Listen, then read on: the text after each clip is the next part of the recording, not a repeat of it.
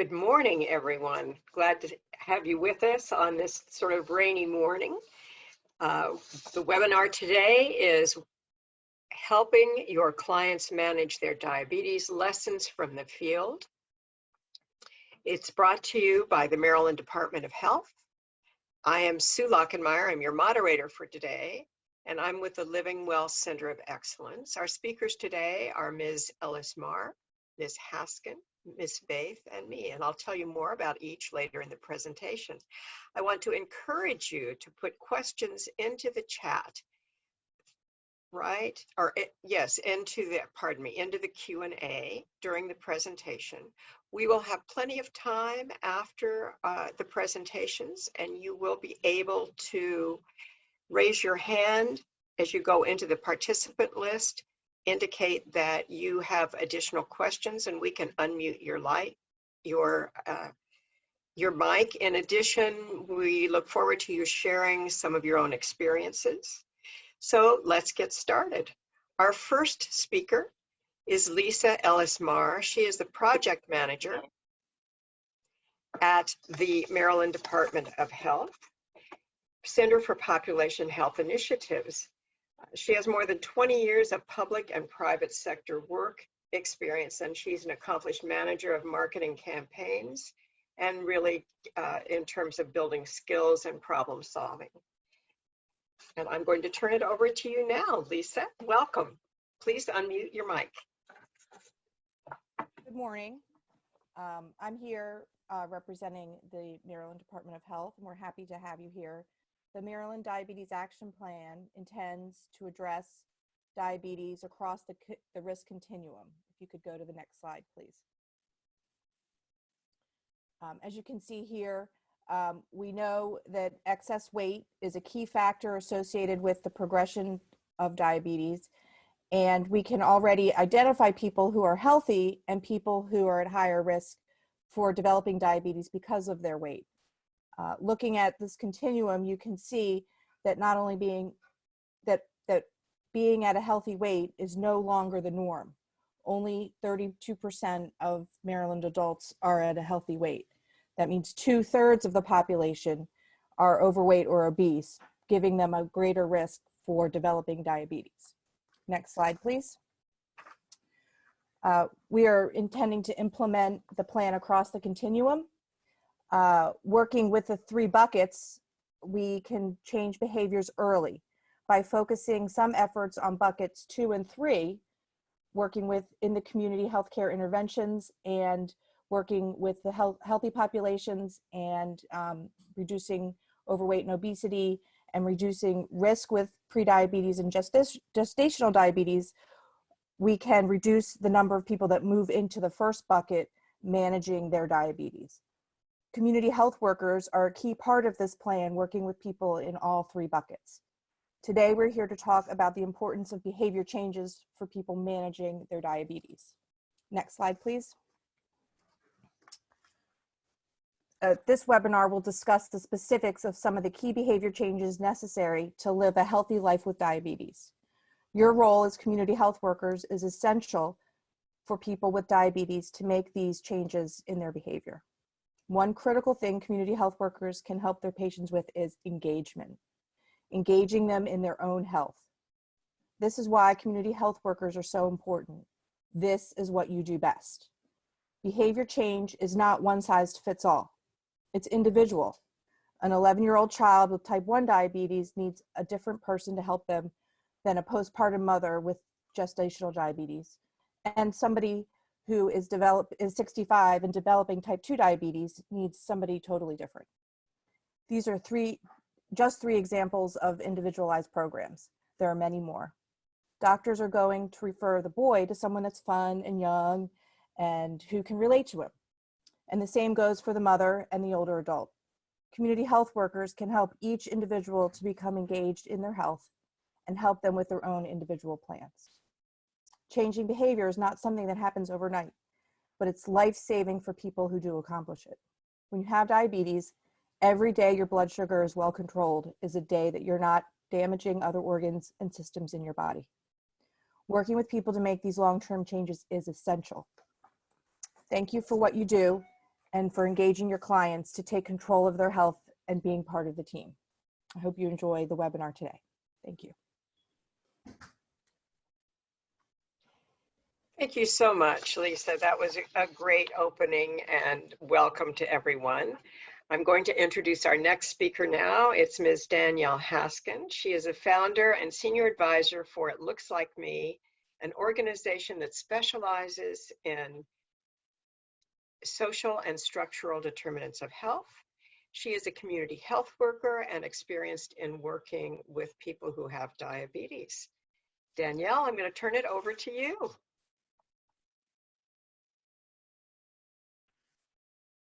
Good morning, everybody. Thank you again for having me today, and just really excited to hear the push behind community health workers. As a community health worker, even before realizing the term of community health worker, passion has really been health and advocacy for health of myself and for others. So I'll talk a little bit more about the role of community health workers in assisting with diabetes care. Next slide, please. So community health workers are you may be familiar with, but are known by many different names. So an outreach worker, a youth worker, a promotora de salud. You've likely heard some of these terms and didn't realize they were one and the same. So the definition, one of the many definitions of a community health worker is a frontline public health worker who is a trusted member of and has an unusually close understanding of the community service, the community that they're serving. The relationship of trust enables the community health worker to serve as a liaison between both the health and the social services that are available in that same community. That facilitates access to services and improves the quality and cultural competence of the service delivery. So that definition really encompasses what I believe to be one of the most important parts of community health workers and why they're so successful. What Ms. Marr just explained about the differences and the tailored approach really is, again, in my opinion, one of the greatest benefits of community health workers, because they're able to tailor that approach in a way that is relatable and understanding to each individual that they're working with. The community health worker also was able to build the individual and the community capacity by increasing the health knowledge of the people who they work with, self-sufficiency also through different activities, whether it be outreach, community education, some sort of informal counseling, and advocacy for their clients or the community that they're working with. Community health workers are able to provide local support to resources that are there in their communities, again, really bridging the gap between the resources who need participants and the participants who need those resources. Next slide, please. So an important part of diabetes and pre-diabetes care is self-management or individual behavior, as we heard. Community health workers have a general academic understanding of the role that healthy eating and exercise in relationship to diabetes, and they're able to communicate that role in a basic evidence-based lifestyle recommendations that we'll learn a little bit more about today from the following presenters.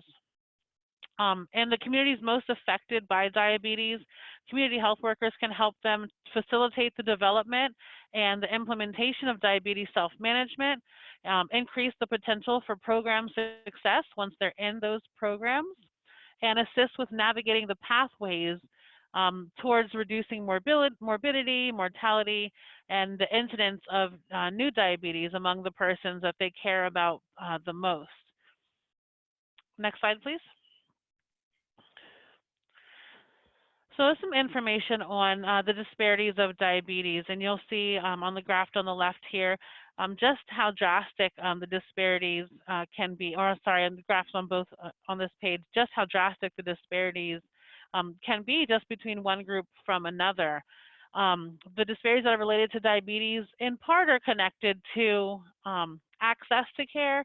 So if you're living in a more rural area where you may not have access to primary care physicians, or even some of the diabetes self-management programs, um, can play a role, especially in many communities in racial or ethnic minority communities, excuse me. So using community health worker model to address disparities in access to diabetes education is a proven successful strategic and practical approach that has positive evidence to support the success of using community health workers. Individuals who serve as community health workers, again, can contribute to diabetes education, but also kind of reiterate some of the things that are learned in those programs, provide instruction, provide education themselves, often from personal experiences of going through some of the same situations. And teaching the self-management skills, assistance with group facilitation, and emotional support that's related to diabetes complications. Next slide, please. So some of the core skills of community health workers include basic assessment, goal setting, planning, implementation, and then monitoring and evaluation as we begin our path towards success. We're able to measure vital signs, do a basic literacy assessment to making sure that we're understanding the information that we receive as diabetics in a prevention program or a self-management program.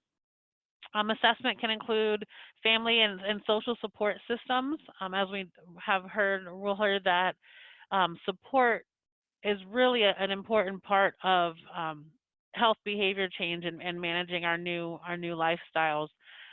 Provide support, whether general information and guidance regarding access to care, what programs or educations are available, and also financial assistance in how to apply or seek out those different financial assistance programs. Community health workers may help with patients by providing basic information and assisting in setting basic goals for healthy eating habits or exercise routines, other appropriate physical activity as defined by the programs that we join. Also assistance with planning and following the prescriber's orders and the diabetes educators guides and guidance for implementing the plans of care once we have developed those plans. But also support diabetes management skill training and offer additional guidance on accessing care and financial resources. Really, again, because of the experience and the personal experience, they're able to help lead some of the support groups and organize the community as a whole in advocating around support or activities, and continuing to monitor and evaluate towards the plan, report the different findings, maybe the describer, so being the linkage between the direct healthcare provider and the patient. Next slide, please. So like many things, diabetes management is something that's most successfully approached from a team perspective with lots of support and encouragement. It takes care coordination between community members, community health workers, healthcare providers, along with an effective bidirectional referral system. The emergency room utilization can be reduced for preventable chronic diseases issues, specifically diabetes in this case. And helps to restore a sense of trust among program participants with the community. Community health workers should be used more inclusive as a part of the overall healthcare team. And the benefit also is cost effective, so they provide little to no cost to program participants for diabetes education and training program success. So there's a little information. Again, I'm really excited to hear the push and the outcry of benefits from community health workers and really providing support, education, and assistance with diabetes care management.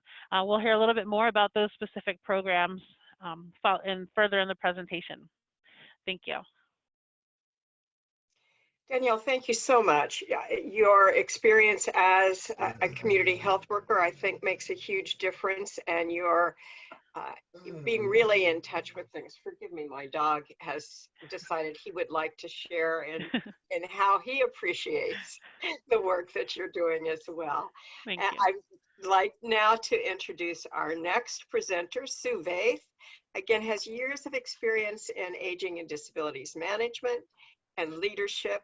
She is the diabetes coordinator at the Maryland Department of Health in the Center for Chronic Disease Prevention and Control, and really will speak more to the programs that Danielle was just talking about as well. Sue, I'll turn it over to you. Thank you, Sue. You can go to the next slide. So our Center for Chronic Disease Prevention and Control is located in the Prevention and Health Promotion Administration of the Department of Health, and this is our vision and mission statement. Next slide, please. I'm going to talk about two programs today, one for diabetes prevention and the other for diabetes management, and how to find classes for each one. The National DPP, or the National Diabetes Prevention Program, helps people at risk of developing type 2 diabetes to prevent or delay it. And the diabetes self-management class is for people who already are diagnosed with diabetes. Next slide, please. Both of these programs are proven to help people maintain or improve their health status related to prevention and management of diabetes. The National Diabetes Prevention Program, or National DPP, is for people who don't have diabetes but are high risk for getting it. It's intended to help people with prediabetes or who are at risk to learn to take better care of themselves and to reduce the chances of developing type 2 diabetes. The Diabetes Self-Management Education and Supports Program is a program for people with type 1 or type 2 diabetes and is intended to help people learn to take better care of themselves and reduce their chance of developing diabetes-related complications such as eye, nerve, kidney damage, foot damage, cardiovascular disease. Next slide, please. So first I'm going to talk about diabetes prevention. The Diabetes Prevention Program is a year-long program for small groups of people who are at risk of developing type 2 diabetes. In these classes, people learn real changes such as healthier eating, adding physical activity to their daily lives, and improving problem-solving skills. Next slide, please. Research shows that the CDC recognized lifestyle change programs, or the Diabetes Prevention Program, participants who lost 5 to 7% of their body weight and added 150 minutes of exercise per week cut their risk of developing type 2 diabetes by up to 58%. And for older people or people over age 60, that raises to 71%. So even a decade later, program participants were 1/3 less likely to develop type 2 diabetes than individuals who did not join them. So that's a lot of diabetes complications avoided. The program can also lower a person's risk of having a heart attack or stroke and improve health, make people feel more energetic, and even reverse the prediabetes diagnosis. Next slide, please. All program participants must be 18 years of age or older at the time of enrollment, must be overweight or obese as measured by a body mass index of at least 25 or 23 if person is Asian or Asian American. And participants need to qualify based on either a recent, within about a year, blood glucose test that is higher than normal but not high enough to be diabetes, or have a history of gestational diabetes, or have screened positive on a diabetes risk test, or a prediabetes risk test. The participants may not have a previous diagnosis of diabetes prior to enrollment and may not be pregnant. Next slide, please. Every provider offering the program has been approved by the CDC. The National DPP uses an approved curriculum with lessons and handouts and other resources to help people make healthy changes. A lifestyle coach specially trained to lead the program will help participants learn new skills and encourage them to set and meet their goals and keep them motivated. The coach will also facilitate discussions and help make the program more fun and engaging. It takes place in groups so participants can give and receive support from each other, and they can share ideas, celebrate their successes, and work to overcome obstacles that they face. In some programs, the participants stay in touch with each other during the week, and it may be easier to make changes when working as a group than doing it on your own. I think a lot of people find that. The National DPP may be offered by in-person, online, or in some combination of that, which is especially important during COVID-19 emergency. A lot of the programs really pivoted quickly from providing in-person programs to distance learning programs using platforms like Zoom. The DPP is structured as a one-year program, as I said before, with weekly sessions for the first 16 weeks, and then moves to every other week or monthly for the rest of the year. A year might sound like a long commitment, but learning new habits and gaining new skills and building that confidence takes time. The DPP is covered by Medicare, and in Maryland is also covered through the Health Choice Medicaid managed care organizations. Next slide, please. The National DPP class focuses on healthy eating and adding regular physical activity to help with the goal of losing that 5% of body weight. And it also provides information and practice on dealing with stress, coping with challenges in life that might get in the way of making healthy changes, and how to get back on track if people stray from their plan. Some providers do grocery store tours and cooking demonstrations, so that's a lot of fun in those classes. And in the second half of classes, participants will enhance the skills they've learned so they can maintain those changes. Next slide, please. Ultimately, participants will learn how to create a healthier lifestyle to reduce the chance of developing type 2 diabetes by setting goals and using the tools they learn to eat more healthy and be physically active. Next slide, please. This is the pre-diabetes risk test that people can use to indicate their risk of developing type 2 diabetes. At the end of this slide, there is a link to that as well, which you'll receive. Next slide, please. This map illustrates where the national DPP programs are held within about a 10-mile radius, excuse me, or about a 15-minute drive time. Online and distance learning classes are also increasingly available. Next slide, please. In Maryland, there are currently about 61, 63, somewhat like that, programs offering the national DPP via in-person distance learning and online delivery methods. And providers are small community-based organizations, large hospital systems, local health departments, and other types of people like the YMCA or employers. The national DPP is covered, as I said, by Medicare, and for folks who are members of managed care organizations, it is also covered for them. Next slide, please.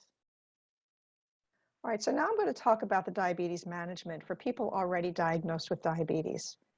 Diabetes Self-Management Education and Supports, or Dsmes, is a 10-hour program for small groups of people with diabetes, and it's been proven to help people learn how to manage their diabetes through the course of the disease and to help prevent or delay complications. Next slide, please.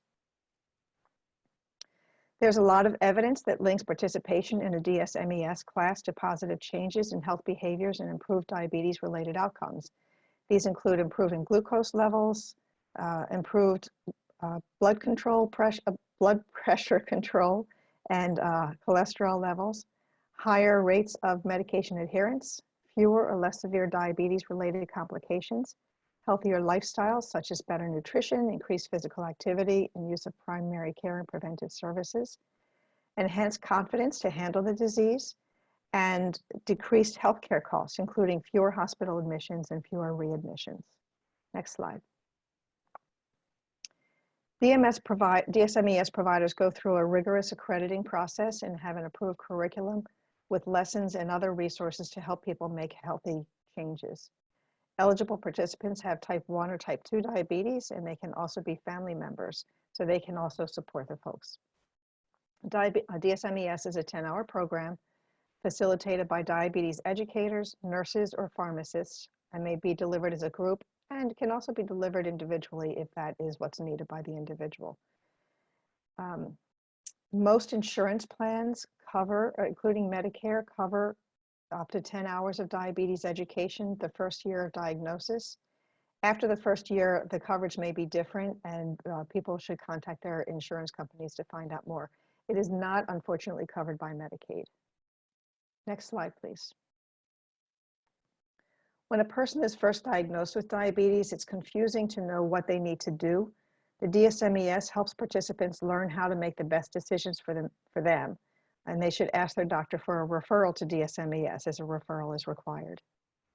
In the class, participants learn how to stay healthy and how to make what they learn a regular part of their life.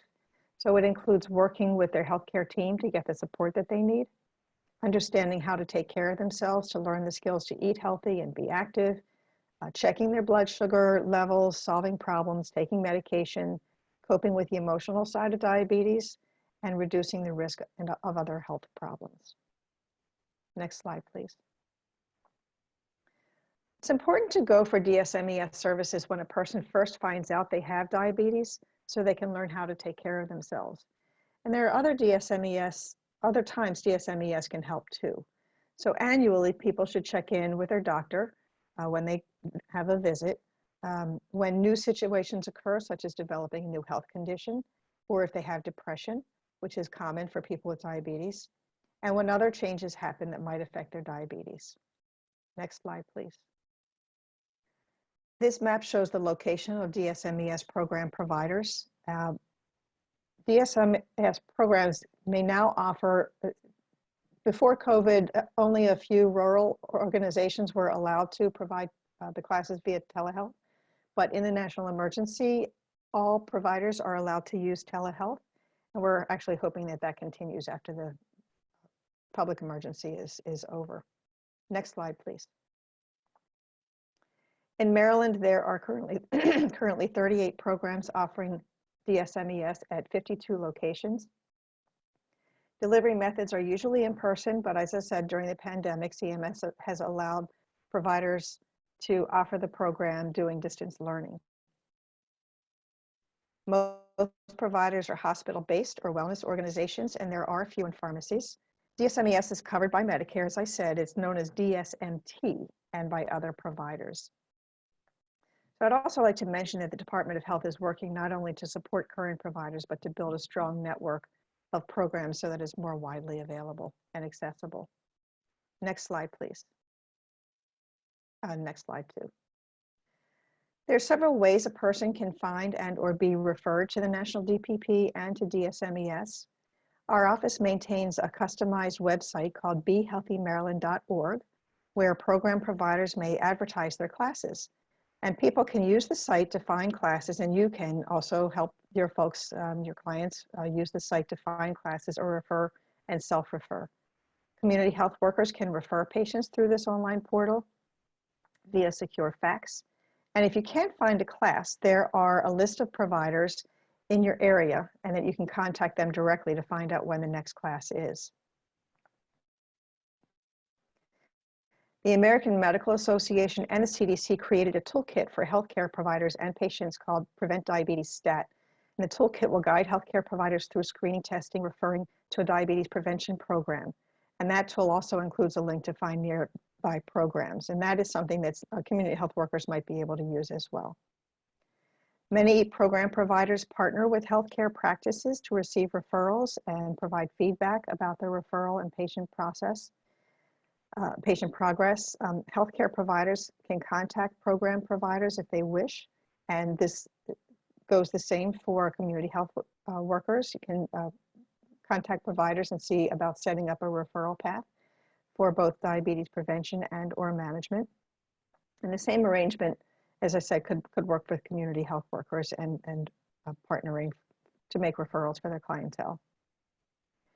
People should also ask or may also ask their doctor for a referral to DSMES. They may self-refer to the National Diabetes Prevention Program class. And if the person is a Medicaid MCO member, they can ask their MCO to connect them with a provider. And finally, your organization may consider becoming a diabetes prevention program provider and offering the classes in your space, or offering the classes in the space where you work. And at the end of this, there are some resources that you can take a look at, and I'll go through those in a moment. This is a screenshot of our website, BeHealthyMaryland.com, where you can find classes and contacts for the National DPP and for DSMES. Next slide, please. Sorry about that. That's the screenshot of the landing page. Next slide, please. And you can search for these classes as well as other programs that might be of interest. And Sue Leckenmeyer is going to talk about some other programs which can also be found on the Be Healthy Maryland site. Next slide, please. And all of these resources will assist community health workers to develop patients or clients, prevent type 2 diabetes and or manage their diabetes. You and your care teams will be able to use information to screen and refer patients and to these two important community resources. And I am available for questions when we are done. Thank you so much for your time and attention. Very happy to be able to talk about these two programs. Sue, thank you so much. That's absolutely wonderful. We really appreciate your sharing this information with us. Again, we work together, and I think this is just a really great example of that.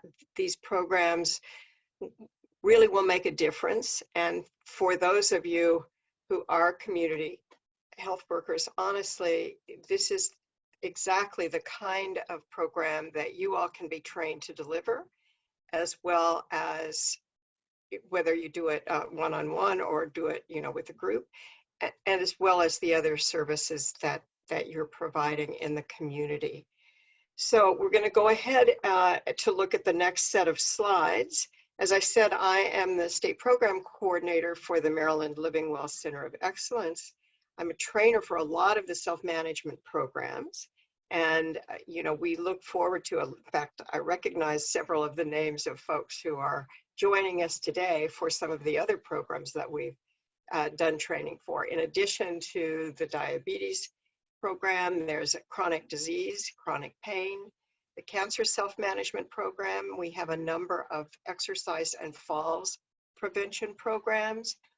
And then a number of you have already been trained in PEARLS, which is a program to reduce depression.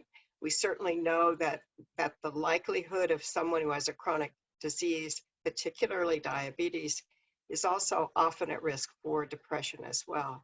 And then we do have caregiver and malnutrition risk programs as well. So go ahead to the next slide, please.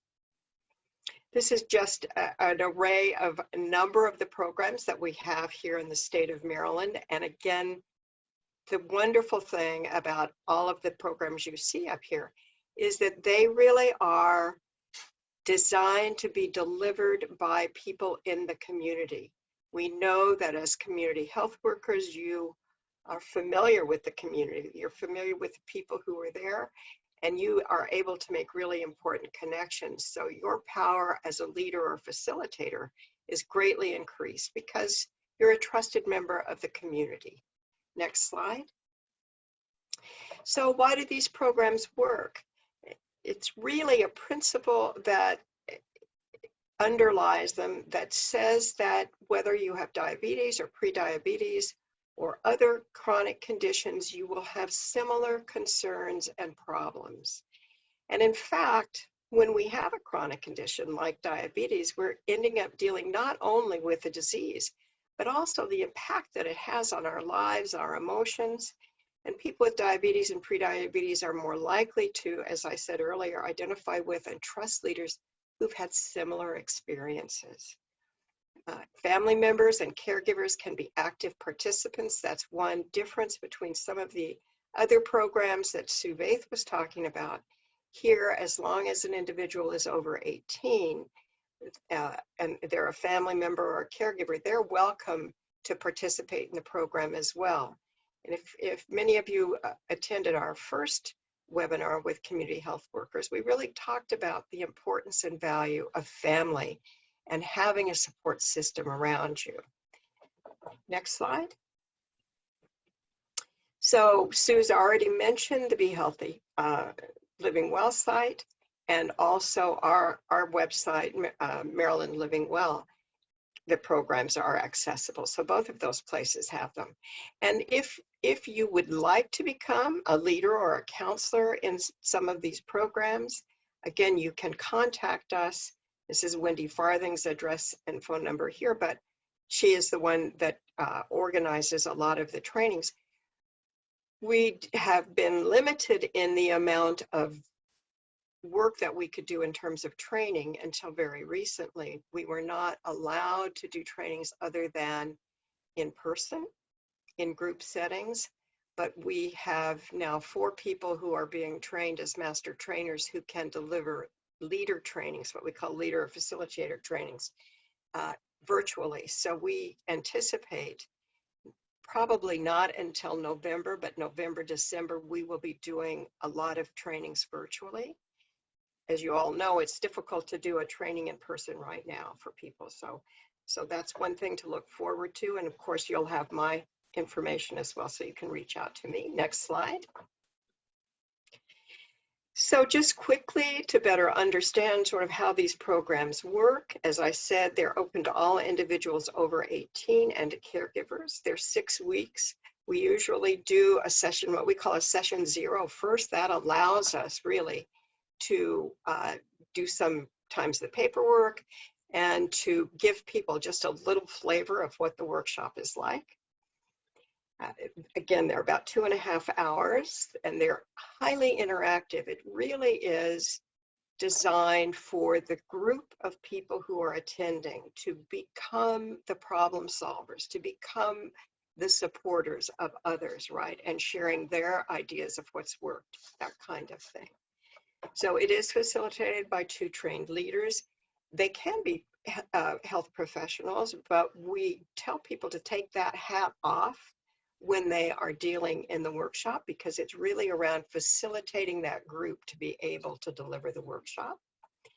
The materials are standardized. They're the same all across the nation, and in fact, the world. Many of these programs are worldwide. They're highly scripted so that we know that they're maintain the fidelity to the original program and the outcomes that we can expect. They're very generally free. Some may be at low cost, but in general, they're free to participants. And it really is about participants becoming active in managing their care. It does not replace any other existing programs or treatments. So it really is meant as a support. Next slide. So the goals of a diabetes self-management program are really for an individual to accept responsibility to manage or co-manage their own diabetes, to become an active participant in a system of coordinated healthcare and intervention and communication. In fact, one of the big pieces around in the program is learning to communicate more effectively with your healthcare provider, but also with your family and friends. And then finally, to gain confidence to be able to perform tasks and to be able to really focus on your own health and make those changes that you need to do. And then also making sure that you're accessing that array of important services regularly. Next slide. So here are really the primary activities that go on almost every week through the 6-week program. Again, the self-management strategies are around decision-making, problem-solving, action planning, and then always urging and increasing physical activity. It's so important, right? Some of the topics covered: what is diabetes, and monitoring, a healthy eating plan. That includes a lot of work around label reading and learning about what should be eaten at what time, etc. How to prevent low blood sugar, which is something we don't think about often because we're concerned about it being too high. But it's terribly important to make sure that we don't get too low in the blood sugar. And then series on preventing or delaying complications and making sure that you have everything you need for sick days, and the importance of foot care. So again, a wide array of services, of topics, and the opportunity for people who are together in the workshop to share their experiences and how they problem solve around some of their situation. Next slide. So this is a toolbox. We have a toolbox in all of the self-management programs, and you can see some of the things. Obviously, we're just on that previous slide, but a lot of the tools that we would be using if we were being actively involved in managing our diabetes. Obviously, we already talked about healthy eating and physical activity, that monitoring piece, stress management, understanding emotions. Those are things, and using your mind, those are things that of course apply to all of us regardless of our condition, right? Really important. That communication piece that I spoke about, things around not smoking and how to really take charge if you are smoking. And again, that problem solving, and then working with your health professionals as a member of the team, an active member of your own team. Next slide. So I did want to highlight some of the other resources that community health workers hopefully know about. One of your partners should really be your local area agency on aging. The resources include nutritional counseling and education, can include the meal programs that can be home delivered or in congregate meals, not right now, unfortunately, but generally. And then nutritional supplements, things like that, that can be accessed through the AAAs. Financial support for those clients of yours, so that could include SNAP, Medicaid, then SHIP, which is this State Health Improvement Program, and then energy assistance programs, income tax assistance, Medicare prescriptions, Part B premiums, medication and supplemental grants. Those are things that are really a part of the daily work of the Area Agency on Aging. So when you have a client that may need some of those services, that might be a good place to turn to. And then we do have a number of in-home things, our senior care workers in terms of a sitters list, assisted living subsidies for folks, telephone reassurance and options counseling. Again, that medication management piece, often we are able to, at a AAA, provide or connect people with assistance for dental and eye care and hearing aids. And then that social support, which is so important. We know we're all missing it now, the support groups, the senior centers, volunteer opportunities. Hopefully those will come back in the near future. And certainly a lot of it, the work that we're doing now is telephonic or telehealth. And then environmental assistance. So people may need additional resources in terms of their technology equipment at home or modifications that might be needed for safety. And then finally, those health and wellness programs. That was on that first slide that I showed you, the various programs that we know help people make meaningful, long-lasting behavior changes. Next slide. And I did want to share with you one of the pieces that we are moving forward with now. We're really excited about this. During COVID, we really realized, particularly in our rural areas and in low-income areas, people do not have the connectivity that they need. And I know a number of you are already introduced to and using a lot of the tablets where you can intake information and see a client virtually. We are really working closely with Eagle Force, which is an IT platform, to load tablets that could be loaned out to individuals as well, so that you might be able to have that opportunity when you're delivering service to actually see them and see their house, as opposed to, or their living quarters, as opposed to just telephone services. So more is coming on that. We are excited about it and beginning to pilot it this week on the Lower Shore, and think it will be a real opportunity for people to be able to provide connectivity to people who don't have it right now. Next slide. So this is sort of what it looks like. It's a tablet or a phone. It can be, again, a couple of different providers. We know a lot of folks use Verizon, some use T-Mobile. So we have that flexibility to be able to connect it. It has, in addition to being able to do the telehealth that people might need, and your opportunity to interact with them in a virtual setting for workshops, something like that, and other services. It will provide unlimited talk, text, and data for them to access during the time that they have the tablets. Our plan is to really loan them for a period of time. These tablets, however, can also be ordered by a provider and can be reimbursed through that provider, that healthcare provider. So as you identify folks in community that may need additional connectivity, that's an important thing to be able to bring back to your organization and for all of us to work together to really access some of that information for them. Next slide. That's it. So I want to encourage you, please, to go to the participant area, click on your name, raise your hand so that we can unmute your mics. Oh no, we're not doing that yet. Danielle, you're supposed to be on. I forgot.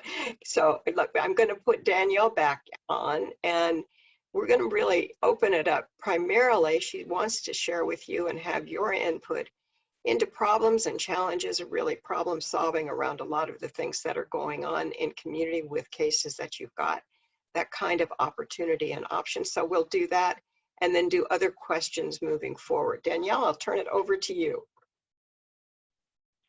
Thank you, Sue.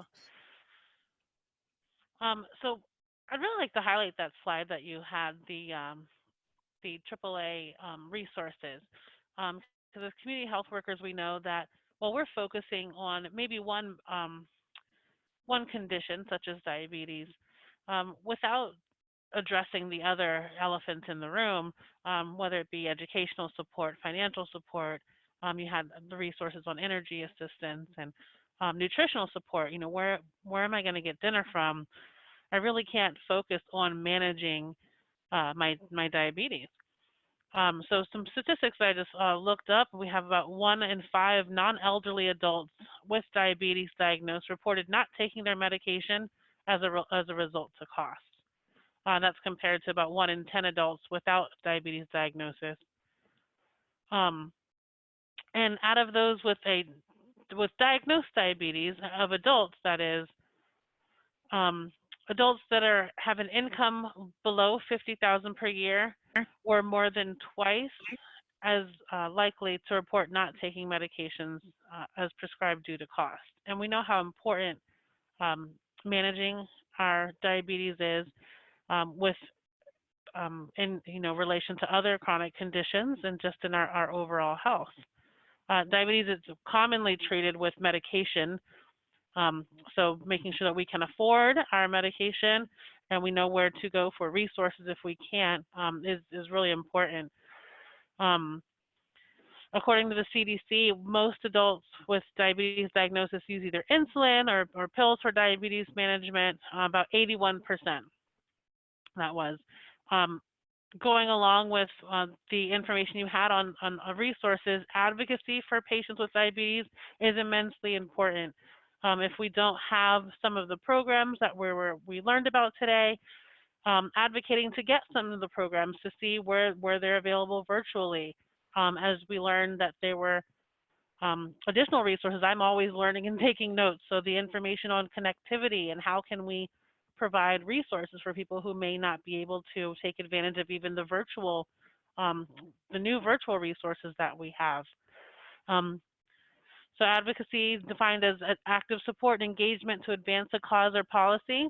It's really needed to improve the lives of patients that are at risk or who have been diagnosed with diabetes. Given the tremendous toll that obesity, physical inactivity, other things like smoking have on the health of patients with diabetes, we really need to focus on and address change in the social determinants at the root cause of these problems. I'd just like to share a story of that happened actually just this past summer, where I was working with a local nonprofit and we were doing food deliveries or emergency food resource distribution. And it came up that maybe some chronic conditions were going unaddressed with the concerns of the pandemic and going to the hospital. So I set up a table and I was doing blood sugar readings and blood pressure readings. And a young lady came up, and she would come up, I was there once a week, so she would come up and she'd have her blood sugar checked and her blood pressure checked. And I think it was the second or third time she mentioned that she's new to the area and she just moved from New York for a job here in Maryland. And was working only a couple weeks and then was laid off. So she didn't have insurance. She no longer had a job. She was coming for food assistance. And just the idea was preventative care, but she explained to me that she was diagnosed with diabetes and she was running low on her medication. So I was able to connect her to the local federally qualified healthcare center where she was able to go through the assessment, get her medication, and continue on. She was down. What I didn't know was that when she first came to me, she had taken her last metformin, so her last pill. So the importance of just being in the community, again, is just kind of something I wanted to share of the benefits of us being in the community, having those conversations. She wasn't familiar. She didn't have any family or friends here. Her family didn't really speak English. English wasn't her first language. They didn't speak English very well. And she was a little bit ashamed and shy to mention this. But just by being available and knowing the resources, and even if I didn't, if you don't know where to go, we know who to ask. And I think that's another important part I'd like you to take away from this.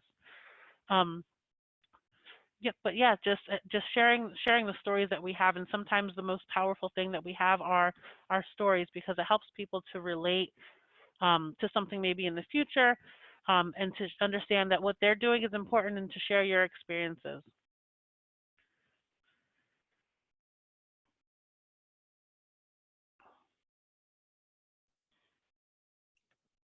Danielle, that's really wonderful. Thank you so much for sharing that. And there is actually a question here about what are the options if a client has no insurance. I think that's partially what you were describing. And we may be able to answer more of that with Dr. Sadie Peters moving forward once we've finished this part of it. I just wanted to check with you, Danielle, did you have anything else you wanted to add? No, that was actually it. Thank you. Okay, wonderful, wonderful. So what I'd like to do now, first of all, I do want to remind you that there will be a post survey. We do want you to take that after the end of the session. And it's really important to us to learn what's been helpful to you, what's missing, what you still need. We plan to be working on reducing diabetes across the next 5 years, and I'm sure beyond that, but hopefully really to begin to make a significant difference in the health of our population. So please be aware of that and be honest with things that you see that are missing. In addition, I wanted to let you know, in case you're not aware, that we have actually a total of 8 webinars that we've been doing through the month of September. And while we have targeted 2 of them specifically to community health workers and direct care providers, there are a number of other ones that you might be interested in attending. There are 3 clinical ones. They all are titled so you can see what would be of interest to you. And then there are 3 that have been directed to people with prediabetes, diabetes, and their family members. Again, extremely helpful information. We are a little more than halfway through, so many of them are already finished, but they are recorded, and you can access any of them and be able to get a certificate of completion for attending those recorded webinars, as long as you, again, complete the post survey at the end. So feel free to share that with family members, with friends, and if you've missed some of the series, we would love for you to go ahead and take advantage of that.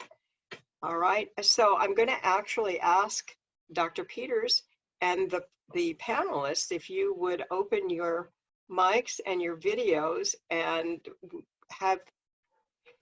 feel free, please, to add to the discussion. But then I'm also encouraging all of you who are participating today to go into the Q&A, or into participants, and click on your name. That will raise your hand and we will allow you to talk. We do want to hear from you, both your successes and some of the challenges that you've had in the field. So I can start to answer the question that was asked about what if people don't have insurance.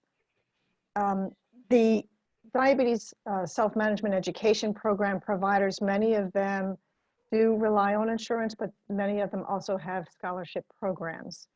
And for the National Diabetes Prevention Program, that is only newly covered, and not every provider actually is a member of Medicare and Medicaid to be able to get reimbursement for those.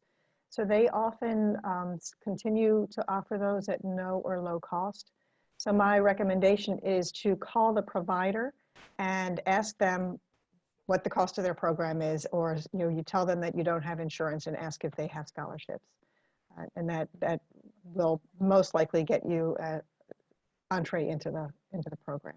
That's great. And again, all of the programs, the self-management programs that I highlighted are available at no cost. So that's helpful. But again, I think if someone does not have insurance, the other important piece is we do want to make sure that that individual is connected to other resources so that they can access medications and physicians as needed.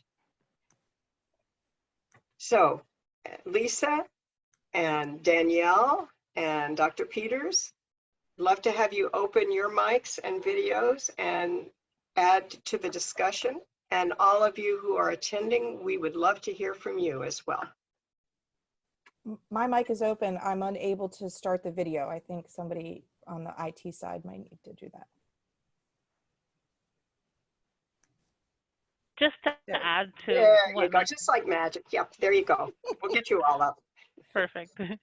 Just to add what Ms. Vaith mentioned, getting the information on, talking with your providers, but also potentially talking with your local health department, your hospital. They may have community health workers on staff and connecting, but it's important to continue on our healthcare path that we do have some sort of a primary care provider or a medical home.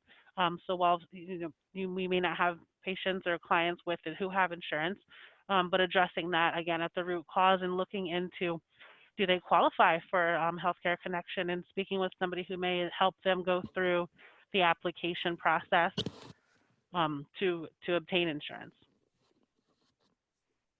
Great, great. And there was another question in the Q&A that said, how do you get a patient to receive a tablet with a free data? So the tablets themselves can be ordered by a primary care provider. In terms of the way that we're working with it, and we did do a presentation for Maryland Primary Care Program indicating that these tablets could be available to providers for their clients through EagleForce. That is not the only place where tablets can be ordered, though, for individuals. And in terms of telehealth now, under COVID, there really are some reimbursement codes that allow physicians much more opportunity for connectivity.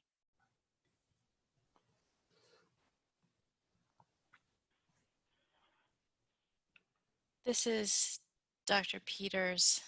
I'm always really pleased to be listening to all of the presentations because I do learn something new every single time, and sometimes a lot. One of the things that I wanted to circle back and emphasize what both Lisa Marr started out with and what Danielle just highlighted is that having someone who is either at risk for diabetes and who may have a diagnosis of prediabetes, or someone who has diabetes already, getting that person to the end of their life, however long that may be, and we hope it's a long life, but getting that person to the end of their life in good health really does rely on engaging that person in their care. And of course, there are a million competing risks, job loss, housing, raising families, taking care of older parents, cars that break down, terrible bosses. There's a whole host of things that, make it really hard to maintain self-care. But having people be as knowledgeable as they possibly can about their own health and as engaged in helping to take care of themselves as they can possibly be really is the key. How do you do that? Most of us live out in the community. We don't live in the clinics where we can have the nurse, the doctor, the medical assistant, the social worker who is in the clinic help us with all of the things that we need. So community health workers, social workers who work for organizations, community-based organizations, they all can have those multiple touches so that patients can have many points in their lives in which they are engaged with people who are able to help them.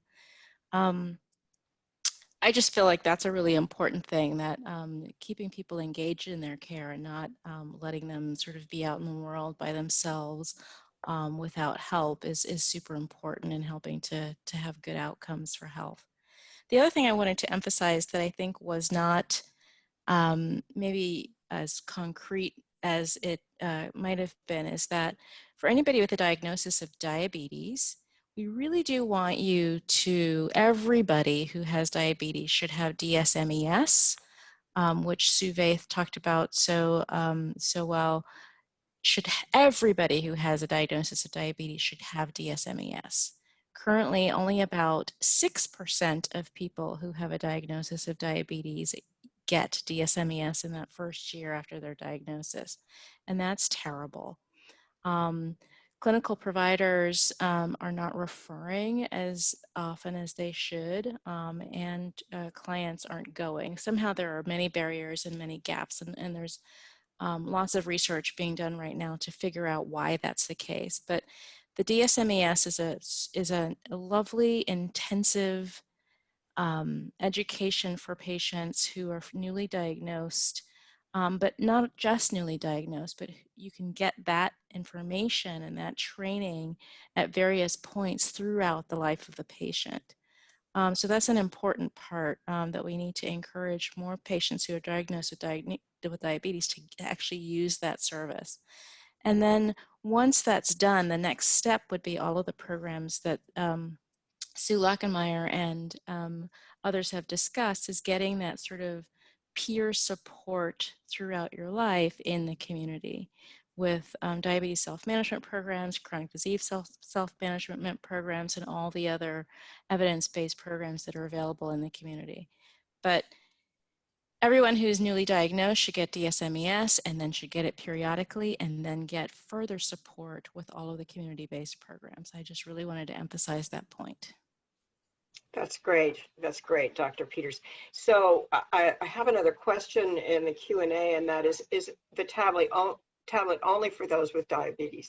No, the tablets really are designed for underserved, unconnected individuals who have chronic conditions in general, and that's a very broad, again, the opening up of telehealth and utilization of IT under COVID will not go away. We're sure that now that it's being embedded, there will be more and more pressure to make sure that people have that accessibility. So it would be anyone with a chronic condition that was in need of IT connectivity.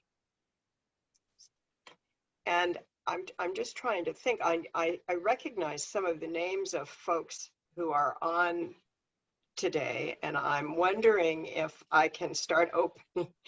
We would love to hear from you. I mean, the previous time that we met with community health workers, we had really a good dialogue and interaction with sharing from individuals. The same has been true, by the way, for sure, of our webinars that have been with people who have diabetes or pre-diabetes. They've been very open and willing to share their frustrations, their challenges, and what would be helpful to them.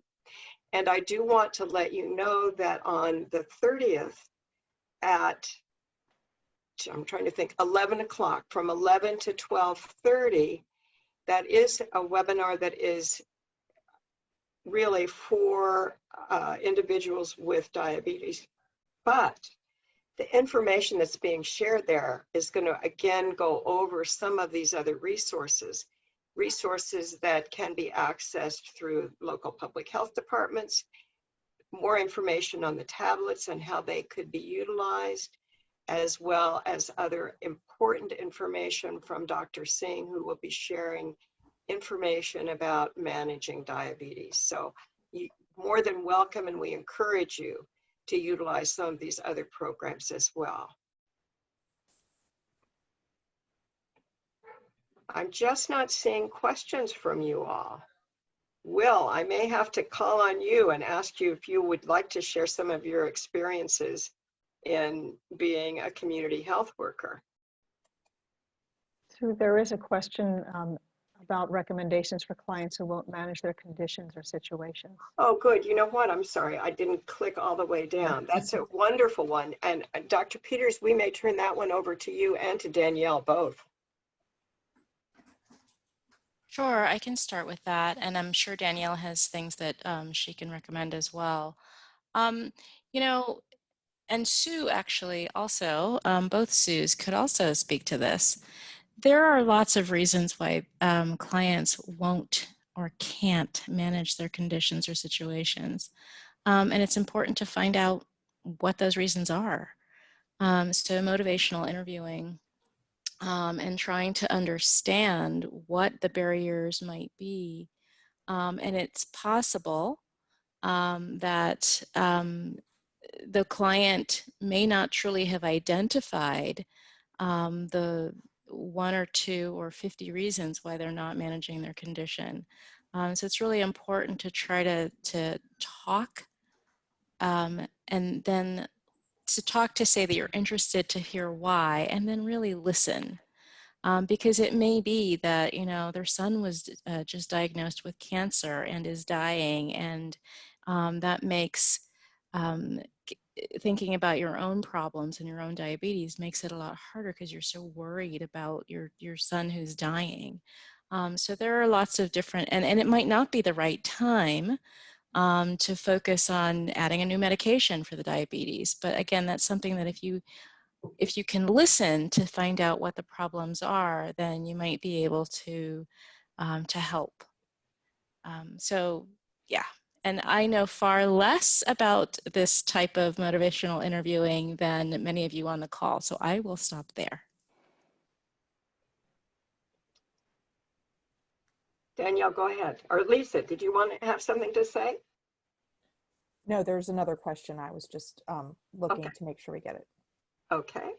Go ahead and ask the question. That's great. Well, does Danielle have more to say on that topic? Yeah, I don't think I could have said it better. Oh. Just really being in tune with Dr. Peters, really being in tune and realizing that I'm sure as all of us, there's so much going on at any given time. And is it, are there other family member health concerns? Are there child care concerns? Are there financial concerns? So addressing some of the other just life situations. It may not be that they don't want to manage, but that they just really can't manage. Sometimes it's nothing that's visible. It's something you may not see, but it could be it's mental health and our emotional health, and really having a conversation and just talking to find those root causes. Yeah, and just if I can just add to that, I think it's easy to blame the person who has diabetes and call them non-compliant. But I think turning that on its head with exactly what Danielle and Dr. Peters are saying is looking further into what could be the root cause rather than, oh, this person's not compliant, I'm going to write them off. Right, right. I'm going to actually open up the mic for, if I can do that, let me see here, for Matthew Bergen, who indicated that he would be happy to share some of his experiences as a paramedic. And now I've lost his name over here. Here we go, Bergen, there we go. I'm hoping that I can open your mic. Let's see if that's working. There we go. Well, Matthew. good morning. I appreciate you letting me speak a little bit. I am a community paramedic in Frederick County, Maryland. We are one of 11 programs across the state that is using EMS providers, specifically paramedics, in a little bit expanded role from what we're typically used to doing, where we look to apply the the principles of fire prevention to EMS and identifying that we can do a better job as clinicians if we prevent the problem than we do trying to respond to it. So the initiative started in Queen Anne's County over on the shore back in 2014. Frederick County's program came online in 2018, and we've been doing some pretty cool things ever since. We work very closely, so we're a mobile integrated healthcare program. So we work very closely with our hospital partners, Frederick Health and Frederick Health Hospital, the Care Transitions Organization that works there as well. We have a very good relationship with our area aging agency, our senior services division in Frederick County that administers our MAP program. We also work very closely with our AIRS folks in the health department and a lot of other really crucial community support and organizations. So earlier on, it was mentioned about the social determinants, and that's huge. When we look at, our programs were launched to address disproportionate utilization. I'm not a fan of the word high utilizer. Everybody utilizes EMS and utilizes healthcare to the level that they feel is appropriate for them. What we know as clinicians in the healthcare setting is that sometimes that utilization is disproportionate. And when we look at the reasons why, a lot of those reasons are seated in the various social determinants of health, or what we call the individual barriers to self-management.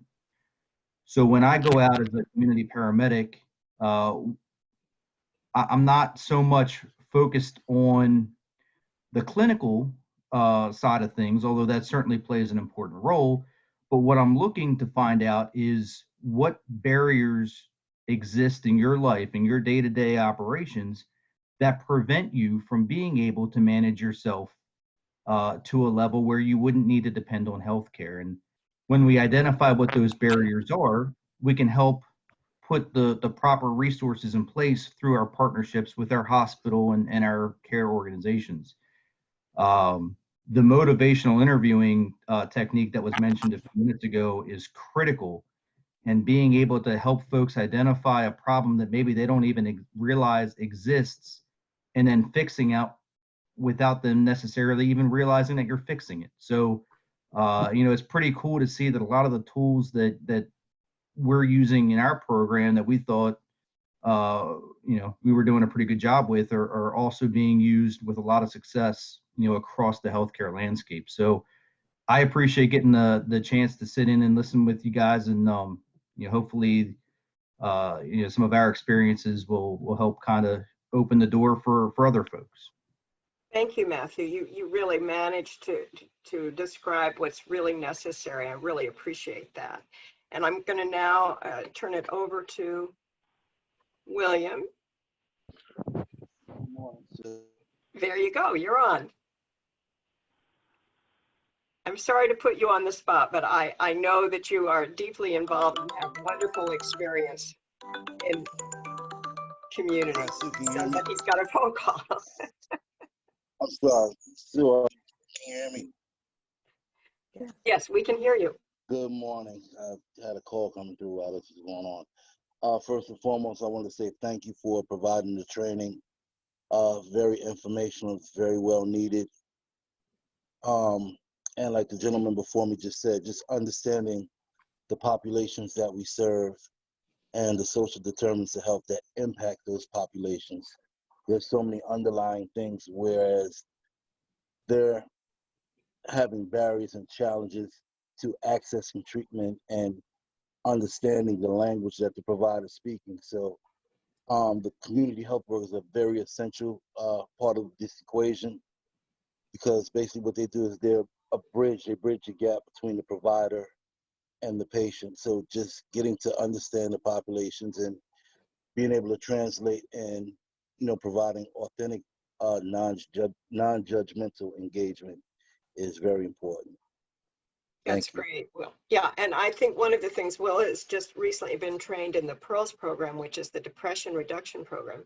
And I think Danielle and others mentioned it. And indeed, if someone has other issues their diabetes may not be foremost in their mind. And so those opportunities through motivational interviewing, but also assisting someone in really making those changes that they can better manage their depression as well can be huge in really changing their ability to be more attentive to their diabetes needs, for sure.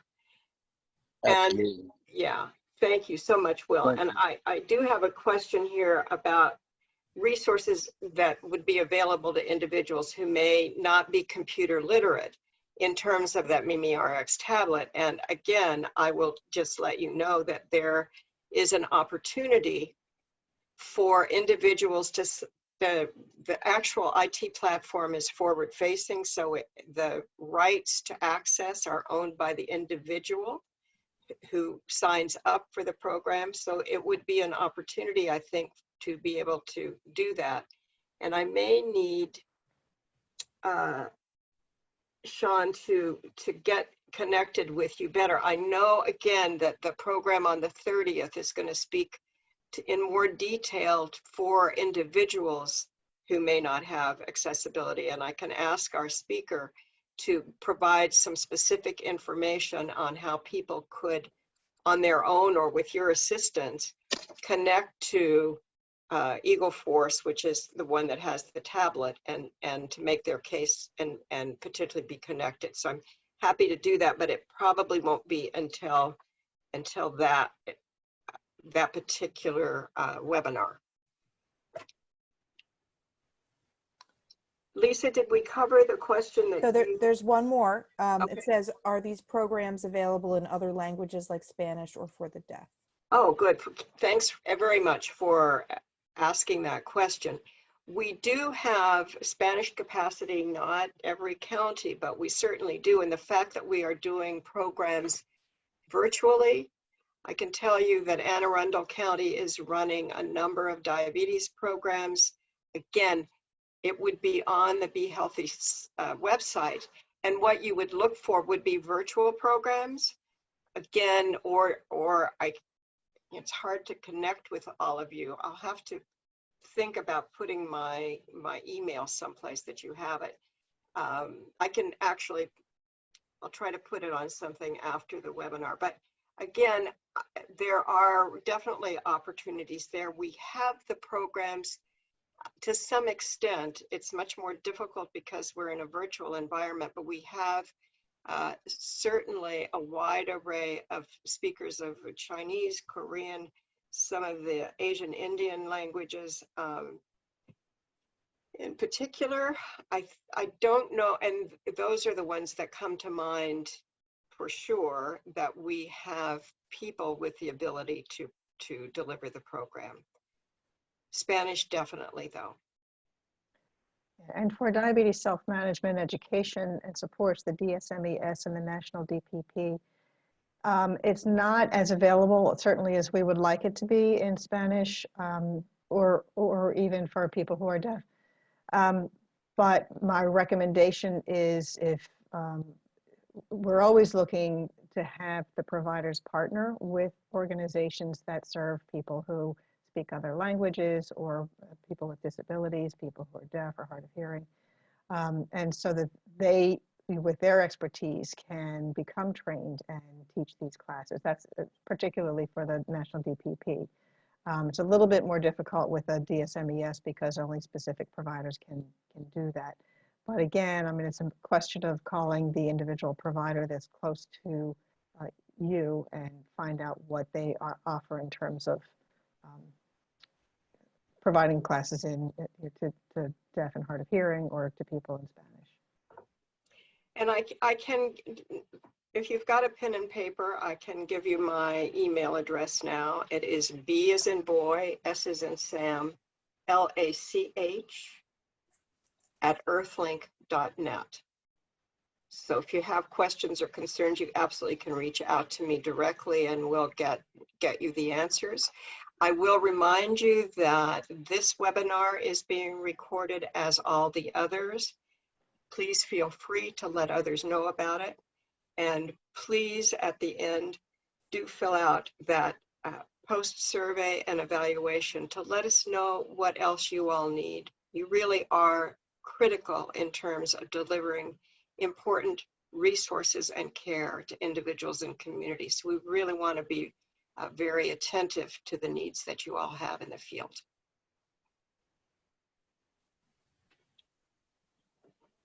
Any other questions or concerns, input from our wonderful panel today?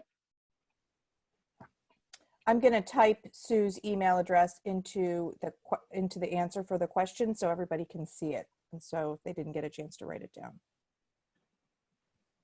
Thanks, Lisa. Put mine in, not yours. Yep. I'll also include mine too in case you have questions for us. You know, if I can't answer it, I'll forward it to you anyway. So between you and Sue Bates, this is really a team. And I have to just say, I treasure this opportunity. We've had a wonderful time doing these webinars, and we're so grateful to all of you for participating with us today. Take care, everyone. Have Thanks, a good rest everybody. of your day. Thank you for having us. Bye. Thank you. Bye-bye.